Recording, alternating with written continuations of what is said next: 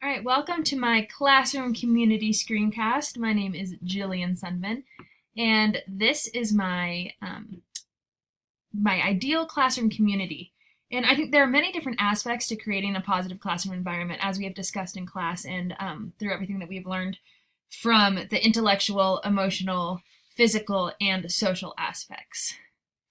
So first, my physical environment in my classroom, I think that it's really important to create a welcoming and a positive physical environment in the classroom. It's the first step to fostering learning and creativity. So when a student walks into the classroom, the first thing that they feel is welcome and ready to learn. For my student seating, I would like to give a variety of different seating options from traditional desks, which I'd like to position in pods or in groups to promote creativity and teamwork as well as discussion for that. But I'd also like to add in options such as standing desks because I think those are really clever inventions with the bar underneath the bottom of the seat so that kids can get their wiggles out.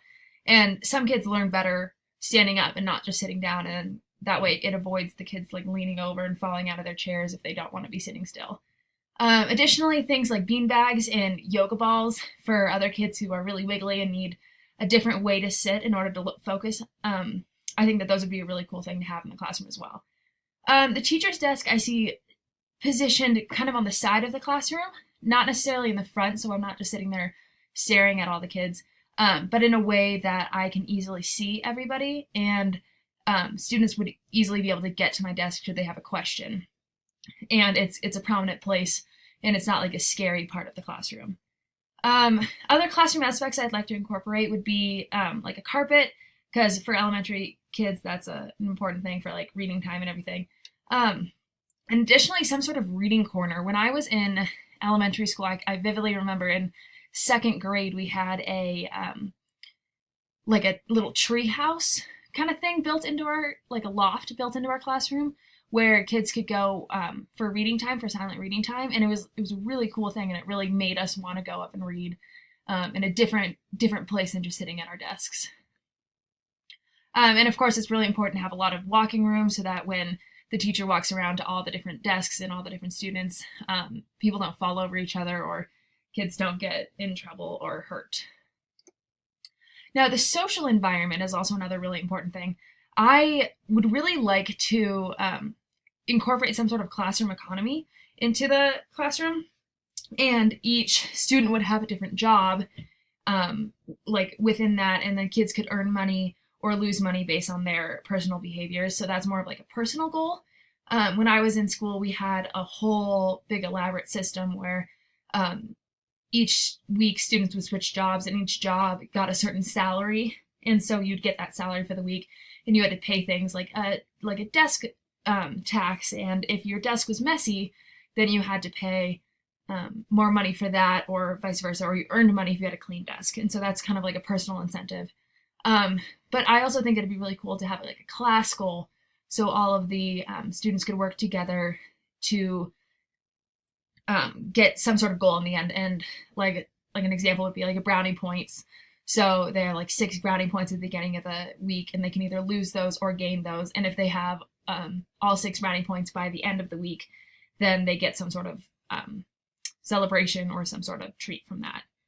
And so again, with the personal goals, just kind of the classroom economy, but additionally, I would really like to incorporate a time when all the students could create goals and then reflect on them every now and then to see how they're going or change their goals as well. So they have a personal thing to reach for, and not just for pleasing the teacher, but for to please themselves.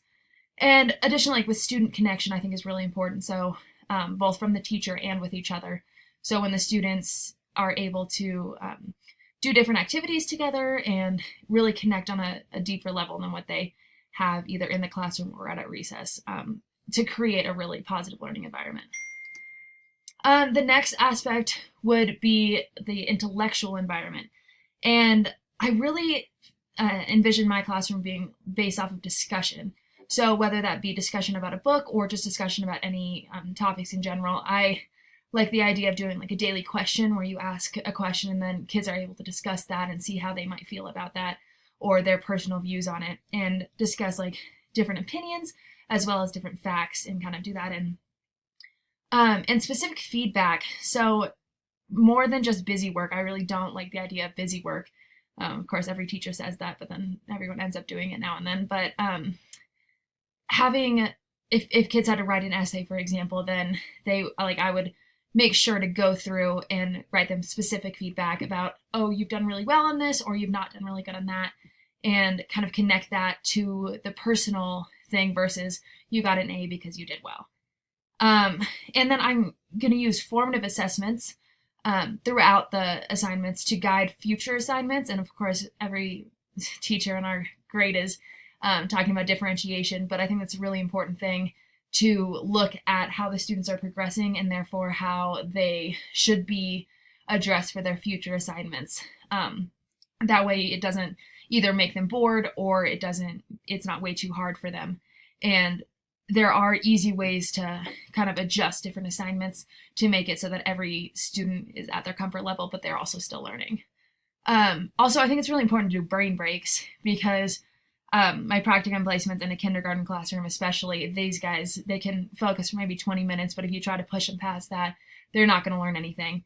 And so a brain break is fun for us, it's fun for everyone, and it kind of gets them centered again back to what they're trying to learn and what they're trying to get out of it. Additionally, educational games that are really fun, but they also they prove a point and they help kids learn as well. One of my favorites is the game Set, which is focusing on, you put out cards with a bunch of different shapes on it, and they have to create sets of like different groups of the cards that have something in common with each other. But then also like word games like Scrabble or Boggle or something like that would be a fun game, but it also has some sort of intellectual aspect to it as well. But it breaks off from a worksheet, so they feel like they're having more fun while they're doing it. And the emotional environment. It kind of ties into everything because I think in order to have a positive intellectual environment, you also need to have a positive emotional environment. And so, although in elementary school you don't really have an office, so you can't really have a closed door policy, but more of like an open door policy, whereas students would feel comfortable to come to me no matter what their problem is or the predicament is, and know that I will do my best to help them figure it out and figure out what they need to know, so they don't have to worry about like the disappointment factor of if they have a question, they don't want to be embarrassed. And I want to create an environment where they wouldn't be embarrassed by any sort of question. I'm also a huge advocate for I-centered statements. So if a child has a problem or an argument with another one, instead of saying things like, you did this to hurt me, more so like, I felt hurt when you did that. And that kind of puts the power in your own hand, and it helps people see more in like a less of accusatory situation. But additionally, like when they're struggling with assignment, rather than saying like, this assignment doesn't make sense, it could be, I don't understand this one aspect of this, will you please help me? And I think that's really important to kind of focus it on you, and then it helps students understand more of what they need to learn. And that kind of goes into the help me help you kind of situation, whereas again, in kindergarten, I have some students who go straight and they say, I don't know what's going on. Why is it like, this is dumb. I don't know how to do it. And they won't even try. And I'm more than willing to help any student who tries and can't figure it out. But I think it's really important to get students to try at least to start. And then from there, tell me where they've started, and then we can work on to go. But if you say, I don't know how to do any of this, then there's no really way to go up from there. And that, again, is like a motivating atmosphere. Like, you can do it, and I will help you if you try as well. And again, you're encouraged to try.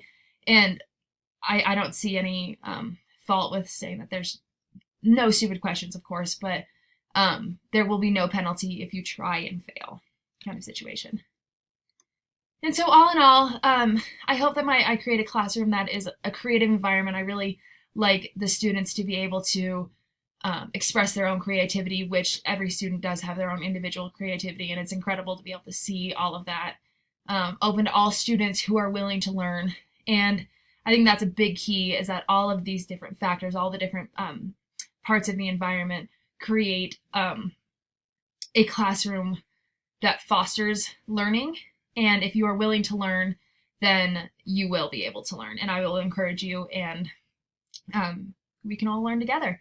As well as a stimulating environment, of course. If a kid comes in and they're completely bored, nothing good is going to come out of that. So all these aspects together, I think, would create the perfect classroom climate for mine. And yeah, so I hope you enjoyed it.